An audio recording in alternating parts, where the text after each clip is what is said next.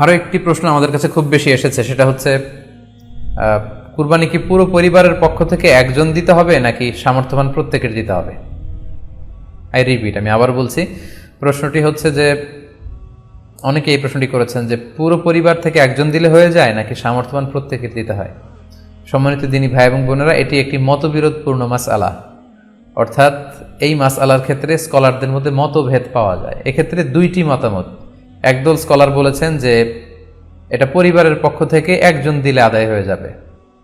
অপর মতামত হচ্ছে যে না, সামর্থ্যবান প্রত্যেকেরই দিতে হবে। আমরা দুইটি মতামত নিয়ে আলোচনা করি। প্রথম মত হচ্ছে যে এক পরিবারের পক্ষ থেকে একজনই যথেষ্ট। এই মতামতটিও দলিলের দিক থেকে বেশ শক্তিশালী। সেক্ষেত্রে আমরা মেহনাফ ইবনে সুলাইম রাদিয়াল্লাহু তাআলা আনহুর বর্ণিত একটি হাদিস সুনানে আবু দাউদে এসেছে। হাদিসটি হাসান পর্যায়ের হাদিস। তিনি বলছেন, ও নাহনু উকুফুন মা রাসূলিল্লাহ বিআরাফাতিন, আমরা রাসূল সাল্লাল্লাহু আলাইহি ওয়াসাল্লামের সাথে 9 জিলহজ আরাফার ময়দানে ছিলাম। ক্বালা, তখন আল্লাহ রাসূল সাল্লাল্লাহু আলাইহি ওয়াসাল্লাম আমাদেরকে বলেছেন, ইয়া আইয়ুহান নাস, হে মানব সকল, ইন্না আলা কুল্লি আহলি বাইতিন ফি কুল্লি আমিন উদহিয়া, অর্থাৎ প্রত্যেকটি, আল্লাহ রাসূল সাল্লাল্লাহু আলাইহি ওয়াসাল্লাম বলেছেন, প্রত্যেকটি ফ্যামিলির জন্য প্রতি বছর একটি কুরবানি ওয়াজিব হয়। আমি আবার বলছি, প্রত্যেক ফ্যামিলির জন্য প্রতি বছর কুরবানি দিতে হয় কয়টি? একটি।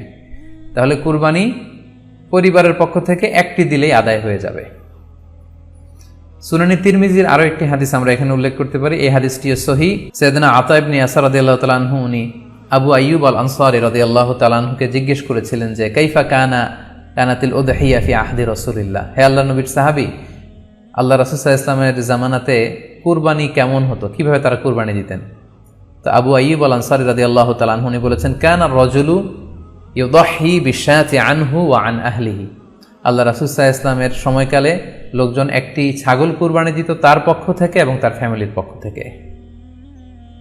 আনহু ওয়া আন আহলিহি, তার নিজের পক্ষ থেকে এবং ফ্যামিলির পক্ষ থেকে। অর্থাৎ এই হাদিসগুলোর আলোকে বোঝা যায় যে পুরো পরিবারের পক্ষ থেকে একজন কুরবানি দিয়ে দিলেই আদায় হয়ে যাবে।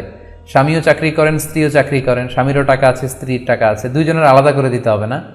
স্বামী যদি একটা ছাগল কুরবানি দিয়ে দেয় তাহলে স্ত্রীর পক্ষ থেকে, পুরো ফ্যামিলির পক্ষ থেকে কুরবানি আদায় হয়ে যাবে। এই হাদিসগুলোর আলোকে বোঝা গেল।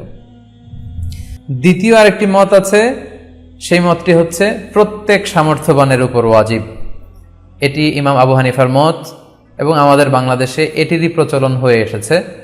আমরা এই মতামতটিকেই বেশি আমরা শুনে থাকি সব জায়গায়, যে যারাই সামর্থ্যবান প্রত্যেকের আলাদাভাবে দিতে হয়।